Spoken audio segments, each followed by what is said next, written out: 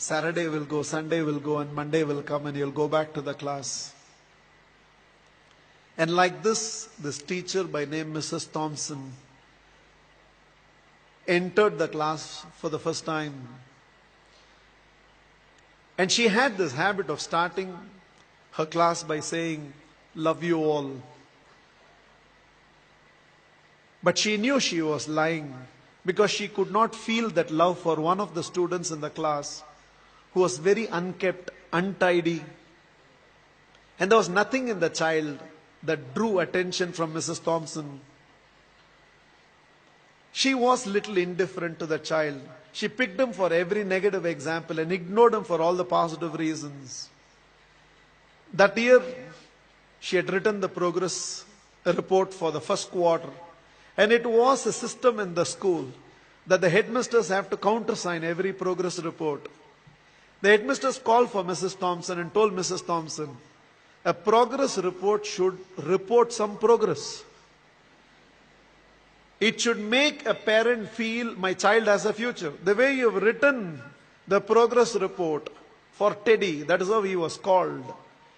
The way you've written the progress report for Teddy, parents will give up on Teddy. Mrs. Thompson immediately said, there's nothing I can do. I have nothing positive to write about the child.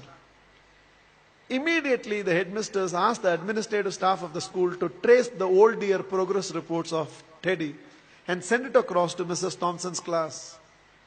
Mrs. Thompson saw the third standard progress report. And it was written, the final remarks, Teddy is the brightest child in the class. She was stunned by what she read. She saw the fourth round progress report, and progressively all the remarks suggested that Teddy's mother was suffering from terminal cancer. She is not able to give the attention she used to give to Teddy, and it's just beginning to show up on the performance of Teddy.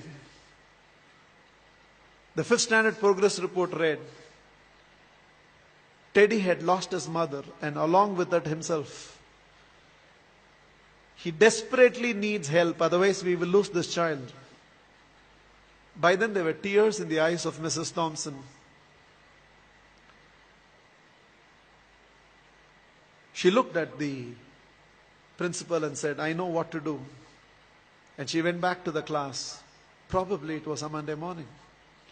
She walked into the class and again from the dais of the class, looked at the class and said, love you all. But she knew she was lying. The love she was feeling for Teddy right now was far, far greater than the rest of the class. She decided that she is going to change her approach. For every positive reason, Teddy's name was called. There was no more a negative reference to the whole thing.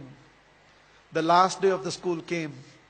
All the children had brought some gifts for the teacher. There was only one gift which was wrapped up in an old newspaper. Somehow, the sense of a teacher, she knew that it must be from Teddy. She opened that first. A half-used perfume bottle and a bracelet from which a few stones had already fallen was there. The whole class laughed, knowing it was from Teddy. But without saying anything, Mrs. Thompson just took that half-used perfume bottle, sprayed it on her, wore that bracelet.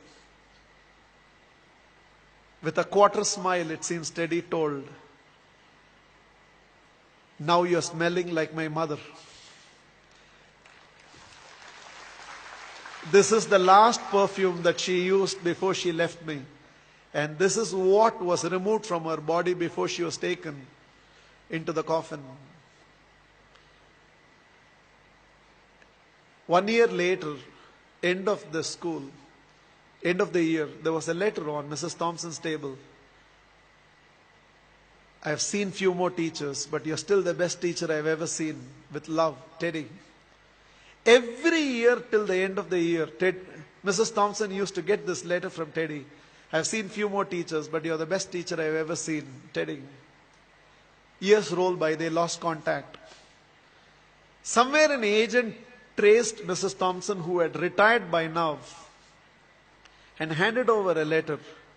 And the letter was signed, Dr. Theodore, PhD. Teddy had gone on to become a PhD. And the letter read, I have seen many more people in life, Mrs. Thompson, This is your Teddy. You're still the best teacher I've ever seen. I'm getting married, and I cannot dream of getting married without your presence. Along with that enclosed were to and fro flight tickets. Mrs. Thompson couldn't resist.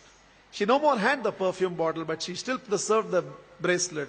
She wore that and went to the church.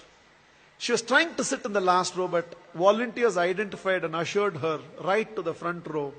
And right in the front row, there was a seat with a placard written, Mother.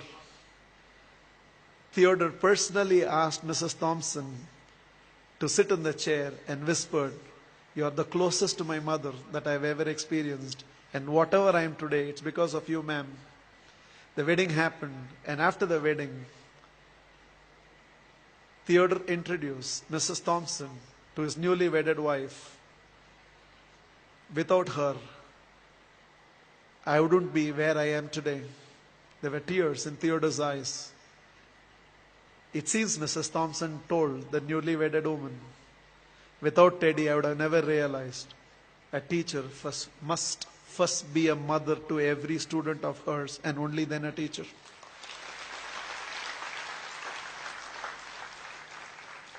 This is just my request to all of you.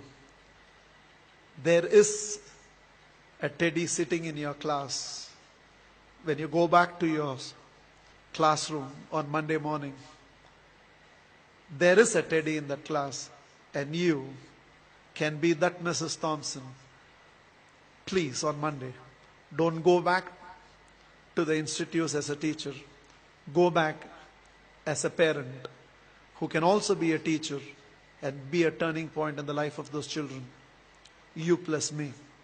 I believe we can build a new world.